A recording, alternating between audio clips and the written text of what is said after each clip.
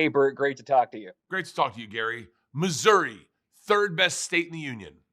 What are your favorite two? Michigan and Ohio. Okay, I'll take that. I'll Yeah. take that. Back in the 90s, it felt like every stand-up's dream was to have their own sitcom, and then that seems like it's gone away. Was this something you've always wanted to do? Let me tell you something, Gary. I'm an old school whaler, and I've always had my white whale, right? Whaling got outlawed, but I was still hunting whales.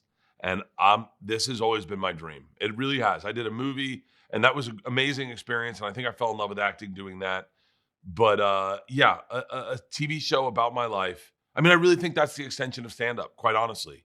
Uh, if you told me right now, Bert, you can do 10 seasons of Free Bert and no more specials, I do 10 seasons of Free Bert and no more specials. I love the process. I love the collaborative process. I love the nuclear family. I love the camp feel when you're all in the same city. I love all of it. Yeah, I was going to ask, how is that? Because, your stand-up, which everyone loves, is so much of that is based on your real life. So you're writing this stuff, but now you're seeing actors performing as your wife, as your kids. How different is that almost to go from, say, 2D to 3D?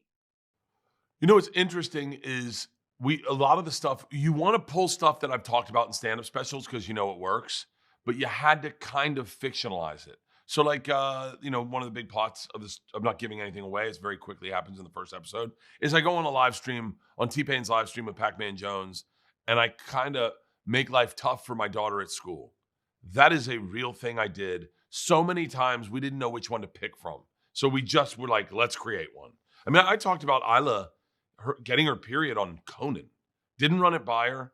20 million people saw it the next morning, and she was like, "Yo, you want to run that by me first?" But like, so everything in this is based off something in my real life. So it's very surreal. But that's all I've ever done is just done me. Yeah. Well, then have you learned your lesson? Did you run these storylines past your family before, you started shooting? The girls tried to kill the series before it got to pilot. I know, I'm being dead serious. They found out. Leanne was real proud. She goes, your dad's doing a pilot, a presentation for Netflix. And they go, about what? They go, about our family. And then Isla went, not using my name. And I was like, yeah, I'm absolutely using you. I gave you your name. I picked your name. You didn't pick you. That's my name. I gave you that name. She was like, no, you're not using my name. George was like, you're not using my name. I don't want to be a part of the project. I'm not greenlighting it. And I was like, guys, you don't kill something in the presentation phase. Wait till we get greenlit for 6 episodes. And then we shot the presentation. We showed it to them. And they watched the scene of us at the dinner table, which is in episode 1 towards the end and or towards the middle. And they loved it. They loved it. They were like, this is exactly who you were. They're like, wait, you're showing that you're a mess. You're like, that you're fucked up. And I was like, yeah. And they're like, okay, this is great. We love it. We love it. So, okay. So as long as you show your flaws and not just ours. And I was like, no, that's what I'm doing. Yeah.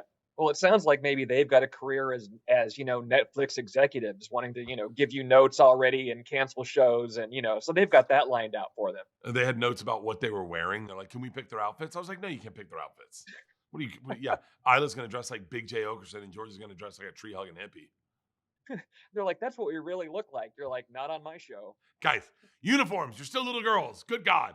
Well, as happens to our favorite stand-up comics, you'll go from stand-up then to doing film and TV, and then you become a dramatic actor. Is that what we're going to see from you? Are you going to be up for an Oscar in 10 years? No.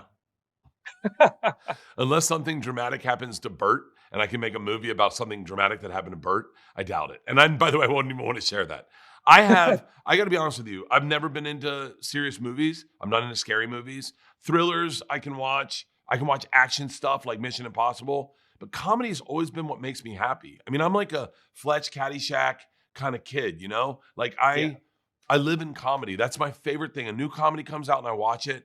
And it's all I think in. And so, I mean, sure, I'd probably try something if someone like really, if Benicio del Toro is like, me and you are two gay lovers that are stuck on a rock and we kind of figure our life out as partner, I'd be like, sure, I'll do it. Yeah, Actually, if Jonah Hill said that, I'd do it. you can't say no to that if anybody says it. Yeah, I'd take a hardcore gay role. Just like that.